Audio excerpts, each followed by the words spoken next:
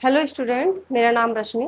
आज हम आपके लिए चैप्टर लेकर आए हैं। क्लास 10th का चैप्टर नंबर 3 है, pair of linear equations into variables. आप पोलिनोमियल्स चैप्टर्स में पढ़ा था कि जब वेरिएबल्स की पावर 1 होती है तो उसको लीनियर इक्वेशंस बोलते हैं। जैसे आपने पोलिनोमियल्स चैप्टर्स में पढ़ा था कि जब वेरिएबल्स की पावर 1 होती है तो उसको हम लीनियर इक्वेशन बोलते हैं। जब वेरिएबल्स की पावर 2 हो जाएगी तो उसको हम क्वाड्रेटिक इक्वेशन बोलेंगे, और जब 3 पावर हो जाएगी तो क्यूबिक इक्वेशंस बोलेंगे। ये आपने पोलिनोमियल्स चैप्टर में सीख लिया था। ऐसे ही अब आपका जो चैप्टर्स है वो है linear equations in two variables. अब जैसे हमारी लीनियर इक्वेशंस क्या होगी, जिसकी हमारी वेरिएबल्स की डिग्री ओनली 1 होगी, पावर ऑफ वेरिएबल्स इज 1। जब हमारी वेरिएबल्स की पावर 1 होगी तब उसको हम लीनियर इक्वेशंस बोलते हैं। क्या बोलते हैं? Linear equation. Linear equations in two variables, जब हमारी लीनियर इक्वेशंस टू वेरिएबल्स के अंदर आती है। जैसे अभी हमारी लीनियर इक्वेशंस है एक्स और वाई, और उसके अंदर हमारे टू कांस्टेंट हो जाएंगे। यहाँ पे ए और बी, बीच में प्लस या minus, plus C is equals to 0। तो ये क्या हो जाएगी? हमारी linear equations in two variables, A X plus B Y plus C. देखो यहाँ पे टू वेरिएबल्स हो गए, और ये हमारे A B C, A B C constant, A B C constant, X and Y variables, X and Y variable. तो क्या है ये?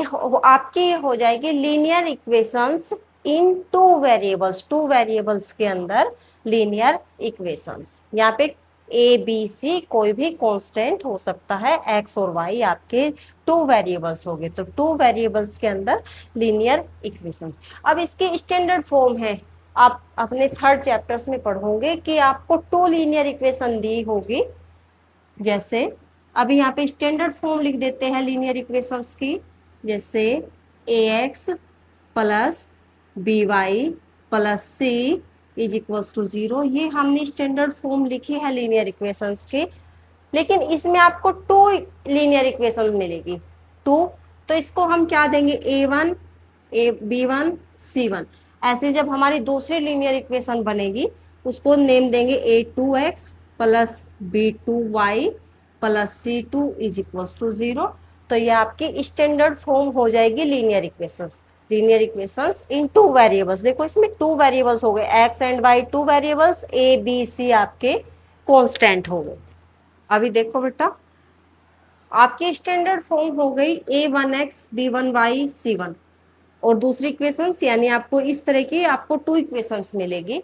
आपकी एक्सरसाइज फर्स्ट यानी 3.1 एक्सरसाइज में आपको ग्राफिकल मेथड से सोल्व करना होगा, और आपकी सेकंड एक्सरसाइज है उसमें आपको सब्स्टिट्यूशंस मेथड से इन इक्वेशंस को सोल्व करना होगा, और आपकी 3rd एक्सरसाइज है उसमें आपको एलिमिनेशन मेथड से सोल्व करना होगा। आपको तीनों आपको अलग अलग मेथड से अपने इक्वेशंस को सोल्व करना होगा। ये आपके 3.1 एक्सरसाइज के अंदर आएगा, और ये 3.2 एक्सरसाइज और ये 3.3 एक्सरसाइज के अंदर आपको ये तीनों मेथड्स आप अलग अलग करके सीखेंगे।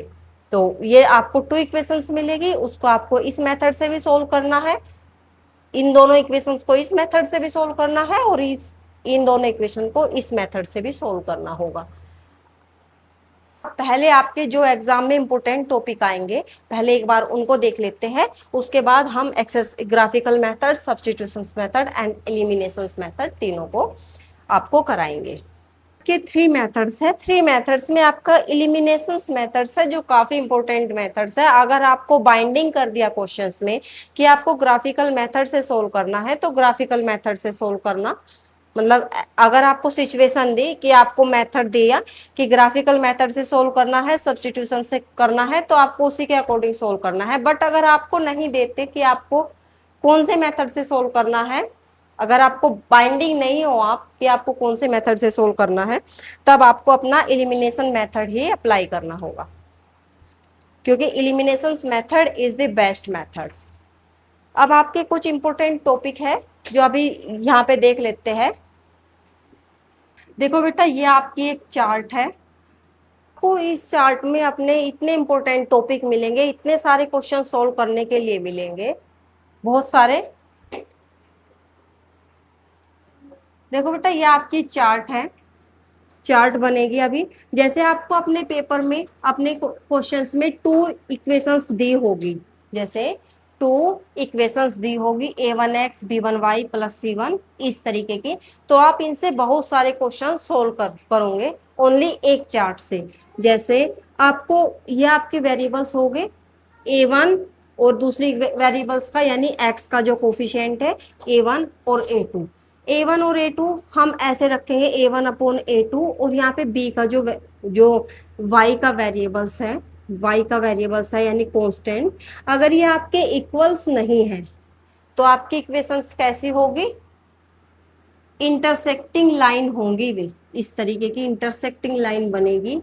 उनकी फिगर इस तरीके की, यानी एक दूसरे को इस ऐसे कट करेंगे, और यहाँ पे उसका ओनली वन सॉल्यूशन होगा। कितना सॉल्यूशन होगा, ओनली वन, यानी एक्स और वाई की ओनली फिक्स वन वैल्यू आएगी। और यहाँ पे उनको क्या बोलेंगे, कंसिस्टेंट। कंसिस्टेंट अनकंसिस्टेंट का भी आपका एक क्वेश्चन जरूर पूछा जाता है एग्जाम में। तो इसी तरह से अब ये अलग अलग इक्वेशंस है, इसको सोल्व करके दिखाते हैं। जैसे अगर आपकी इक्वल है a1/a2 एंड b1/b2, देखो बेटा, जैसे आपका a1/a2 एंड b1/b2, जैसे ये वाला इसके इक्वल है, यानी ये दोनों पार्ट्स तो इक्वल है एक दूसरे के, यानी रेशो में है दोनों के दोनों, बट c1/c2 आपका रेशो में नहीं है। तब आपका क्या होगा, आपकी जो लाइन होगी वो आपकी पैरेलल लाइंस होगी। कौन सी होगी, पैरेलल लाइन। लाइंस का कोई भी सॉल्यूशन नहीं होता, यानी वे एक दूसरे को कहीं भी कट नहीं करेगी, उनकी फिगर इस तरीके की होगी। जैसे ये आपकी क्या होगी, पैरेलल लाइंस हो गई।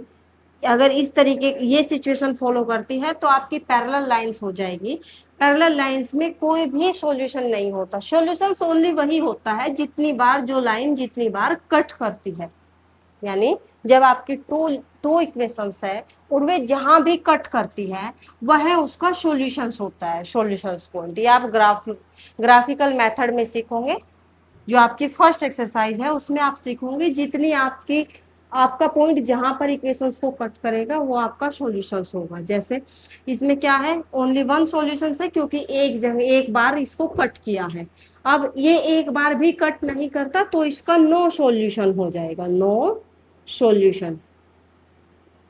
और आपका a1/a2 b1/b2 c1/c2, यानी ये इनके कोफिशिएंट का रेशो, x के कोफिशिएंट का रेशो, y के कोफिशिएंट का रेशो एंड c के कोफिशिएंट का रेशो।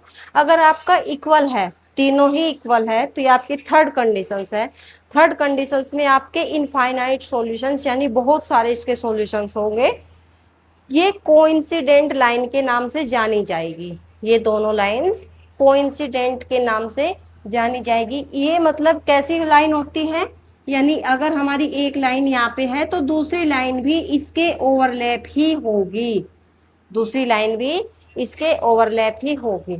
और इसके क्या है, मैंने क्या बताया था, कंसिस्टेंट एंड इनकंसिस्टेंट। अगर आपके सॉल्यूशंस है बहुत सारे, अगर आपके सॉल्यूशंस एक है या बहुत सारे सॉल्यूशंस है तो वे सारे कोइंसिडेंट लाइन होती हैं।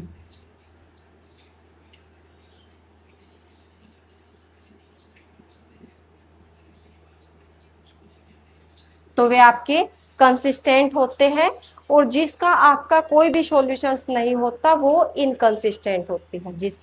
जिन लाइन का आपका कोई भी सॉल्यूशंस नहीं होता वे इनकंसिस्टेंट, अगर आपका कोई ना कोई सॉल्यूशंस है तो वो आपका कंसिस्टेंट होता है। तो क्या है आपका, अगर आपकी ये वाली सिचुएशंस है और ये वाली सिचुएशंस है तो आपकी क्या हो जाएगी, कंसिस्टेंट। ये आपका क्वेश्चन जरूर पूछा जाता है एग्जाम में, 10th के बोर्ड में जरूर पूछा जाता है। जैसे कंसिस्टेंट, जो जिनका आपका सॉल्यूशंस है, सॉल्यूशंस किनका होता है, या तो कोइंसिडेंट लाइन, यानी ये दोनों लाइंस इक्वल है। देखो a1/a2 इक्वल्स है, मतलब क्या है, या तो ये कंडीशंस हो आपकी या ये वाली कंडीशंस हो, तो आपकी क्या हो जाएगी, कंसिस्टेंट। ये आपकी चार्ट काफी इंपॉर्टेंट है, इसमें आप अपने, इससे आप अपने पता इस चार्ट से आप अपने बहुत सारे क्वेश्चंस इसी चार्ट के अंदर आप अपने सोल्व कर सकते हो।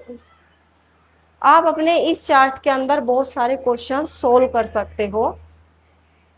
आपके एग्जामिनर आपसे पूछ सकता है कि इस तरह से आपको इक्वेशन देगा, आपको ये कंडीशन फॉलो करनी है कि आपको कौन सा, ये अब आपको एग्जाम्पल के लिए समझा देते हैं कि आपको कैसे इसके अंदर से आप अपने कैसे क्वेश्चन सोल्व कर सकते हैं। जैसे आपको क्वेश्चन दे दिया, देखो बेटा एग्जाम्पल्स के लिए बता देते हैं। जैसे आपकी ये इक्वेशंस होगी इस तरीके की, x plus Y plus two is equal to 0 और दूसरी 3x plus 4y plus two is equal to 0। देखो x और y टू वेरिएबल्स है इसमें, तो ये टू वेरिएबल्स की लीनियर इक्वेशंस है, क्योंकि हाईएस्ट डिग्री कितनी है वेरिएबल्स की 1, तो क्या होगी लीनियर इक्वेशंस है और टू वेरिएबल्स में है। इसमें वेरिएबल्स हो गए x और y, टू वेरिएबल्स है। तब अब a2 एंड b1 b2 कैसे फाइंड आउट करते हैं ये देख लेते हैं। देखो यहाँ पे जैसे ये होगी x प्लस वाई, तो x के कोफिशिएंट को हम a1 बोलते हैं, ये हमारी स्टैंडर्ड फॉर्म है। x के कोफिशिएंट को क्या बोलते हैं a1। तो यहाँ पे x का कोफिशिएंट क्या होगा, यहाँ पे कुछ नहीं है तो इसका मतलब 1, तो यानी यहाँ पे a1 कितना हो गया हमारा 1, और यहाँ पे b1 कितना होगा, y का कोफिशिएंट b1 हो जाएगा, तो b1 की वैल्यू होगी आपकी 1 ही आ गई यहाँ पे, और c1 आपका आ गया 2, c1 आ गया 2। अब ऐसे ही नेक्स्ट जो आपकी सेकंड वाली इक्वेशन है उसको हम a2 b2 and c2 variables name देंगे। जो ये है आपका a2 यानी x का कोफिशिएंट a2 की वैल्यू क्या हो जाएगी 3, और b का कोफिशिएंट b2 की वैल्यू 4, और c इज इक्वल टू 2 ही है इसमें। बट हमें अपनी देखना क्या है, सबसे पहले हम अपनी फर्स्ट कंडीशन है उसको देखेंगे। फर्स्ट कंडीशन है आपकी a1/a2 एंड b1/b2। अब देखो यहाँ पे a1/a2 आपकी क्या होगी 1/3, 1/3 का 1/3 रहेगा। अब b1/b2 देख लेते हैं, ये 1/4 आ गया। ये भी मतलब एक सिंपलेस्ट फॉर्म है, बिल्कुल भी किसी से कट नहीं होती, शॉर्ट फॉर्म है। अब c1/c2 आपका 2/2 यानी 1 आ गया कट के। अब देखो a1/a2 एंड b1/b2 1/3 एंड 1/4 है, तो नॉट इक्वल्स है। तो कौन सी कंडीशन है, ये दोनों एक दूसरे के इक्वल्स नहीं है क्योंकि दोनों की वैल्यू डिफरेंस है।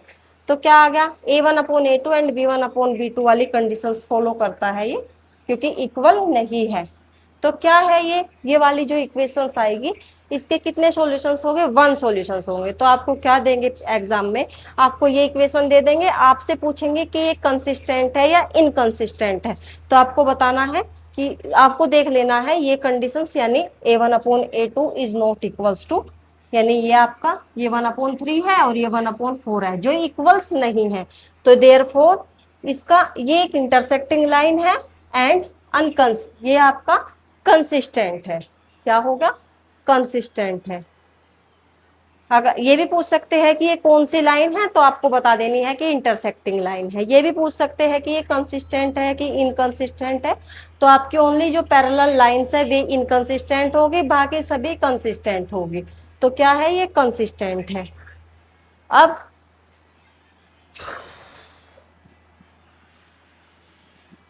अब ये भी बोल सकते हैं कि इसके कितने सॉल्यूशंस होंगे, तो आपको देख लेना है कि ये वाली कंडीशंस फॉलो करता है, तो ये ओनली 1 सॉल्यूशन यानी यूनिक सॉल्यूशंस। नेक्स्ट एग्जांपल्स दे देते हैं इसका। मान लो यहाँ पे a1 x प्लस वाई है और यहाँ पे मैं 3 कर देती हूँ, बस क्या कर दिया मैंने 3।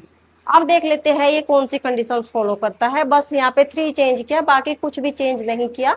देखो a1 के तो वेरिएबल सेम रहेंगे। अब b1 के देख लेते हैं। देखो a2 भी हमारा 3 रहेगा, ओनली b2 हमने चेंज किया, तो यहाँ पे b2 को हम चेंज कर देते हैं। b2 कितना आ गया 3, और c2 सेम टू सेम वही है। देखो एक डिजिट को चेंज करने पर कितना सब कुछ चेंज हो जाएगा। यहाँ पे ओनली b1 चेंज होगा क्योंकि a1 a2 हमारा सेम है, और b1 b2 कितना हो गया 1/3, और c1 c2 की वैल्यू 1 है। तो यहाँ पे देखो a1/a2 b1/b2 दोनों की वैल्यू 1/3 है, तो क्या है कि दोनों इक्वल्स है। बट C1/C2 आपका 1 है। C1 और C2 इक्वल्स नहीं है। A1 और B1 वाला पोर्शन आपका, A और B वाला रेशो आपका इक्वल है। तो क्या है, यानी A1/A2 is equals to B1/B2 is not equals to C1/C2। यहाँ पे देखो, यानी ये दोनों इक्वल्स है, ये इक्वल्स नहीं है। तो ये वाली कंडीशंस देख, तो इसको फॉलो करता है। तो ये कौन सी लाइन आई, ये आपकी पैरेलल लाइंस है। क्या है, पैरेलल लाइंस। और ये क्या है, इसका कोई भी सॉल्यूशंस नहीं होता। सॉल्यूशंस ओनली वो वह होता है जब हमारी लाइन एक दूसरे को कहीं भी जितने पॉइंट पर कट करती है, वो उतने ही आपके सॉल्यूशंस हो गए। जैसे आपका देखो ये वाला है, इसमें ओनली 1 पॉइंट पर कट करती है लाइन, तो क्या होगा, 1 सॉल्यूशंस होगा। इसमें आपका कहीं भी कट नहीं किया तो इसका नो सॉल्यूशंस होगा। ये आपकी कोइंसिडेंट लाइन है, जो आपकी मतलब एक ओवरलैप है। ये एक लाइन यहाँ पे है तो दूसरी लाइन भी सेम टू सेम इसी के ही ऊपर है। तो क्या है, इसके बहुत सारे पॉइंट ऐसे हैं कि दोनों में कॉमन है, दोनों लाइंस के कॉमन पॉइंट ही आपका सॉल्यूशंस होता है। तो इसमें बहुत सारे यानी इनफाइनाइट सॉल्यूशंस इसके ऐसे हैं, इनफाइनाइट कि आपके इनफाइनाइट पॉइंट ऐसे हैं कि आपके कॉमन है। देयरफॉर ये आपका इनफाइनाइट सॉल्यूशंस आ गया। इसका 1 सॉल्यूशन 1 पॉइंट कॉमन है, इसका कोई भी पॉइंट, दोनों लाइन में कोई भी पॉइंट कॉमन नहीं है तो नो सॉल्यूशन। इसका बहुत सारे यानी इनफाइनाइट पॉइंट कॉमन है तो इसका इनफाइनाइट सॉल्यूशंस होगा। जिसके वे कंसिस्टेंट होती है और जिसका कोई भी सॉल्यूशंस नहीं होता वो इनकंसिस्टेंट होती है। जिनके बहुत सारे सॉल्यूशंस होंगे या एक सॉल्यूशंस होगा तो वे कंसिस्टेंट, जिनका कोई भी सॉल्यूशंस नहीं होगा तो वे इनकंसिस्टेंट लाइन होती है। तो आपको देखो यहाँ पे ओनली 3 चेंज किया मैंने, और देखो 3 चेंज करने पर ही आपकी ये वाली इक्वेशंस आ गई, यानी पैरेलल लाइंस बन गई ओनली यहाँ पे 3 चेंज करने पर। अगर मैं यहाँ पे भी, यानी ये 1/3 था, अगर मैं यहाँ पे भी एक चीज और चेंज कर दूं, यानी यहाँ पे 1 लिख दूं, यहाँ पे 3 लिख दूं, तो देखो अब यहाँ पे तीनों का रेशो इनका देखो अब सेम आ जाएगा, 1 और 3। देखो A1 की वैल्यू 1, B1 की वैल्यू y और C1 की वैल्यू 1। अब A2 की वैल्यू 3, B2 की 3 और C2 की वैल्यू 3। देखो यहाँ पे आ गई। अब क्या होगा, ये A1/A2, A1/A2 कितना होगा 1/3, B1/B2 कितना होगा 1/3 एंड C1/C2 भी आपका कितना हो जाएगा, C1/C2 भी आपका 1/3 हो जाएगा। तो देखो तीनों आपकी इक्वल्स आ गई, A1/A2, B1/B2 एंड C1/C2 तीनों equals I. Therefore A1/A2, B1/B2, C1/C2। तो देयरफॉर क्या होगा, ये दोनों लाइंस कोइंसिडेंट लाइन है, जो दोनों एक दूसरे के ऊपर ओवरलैप इस तरीके से है। और इनके कितने इनफाइनाइट सॉल्यूशंस हो गए, जिनके सॉल्यूशंस कुछ ना कुछ सॉल्यूशंस होते हैं, उनको हम कंसिस्टेंट लाइन बोलते हैं, कंसिस्टेंट बोलते हैं, यानी उनके सॉल्यूशंस क्या हो गए, कंसिस्टेंट। तो एक कंसिस्टेंट एंड इनकंसिस्टेंट का क्वेश्चंस आपका 100% आता है एग्जाम में। और एक ही आता है कि इसके कितने सॉल्यूशंस है, 1 सॉल्यूशंस है, इनफाइनाइट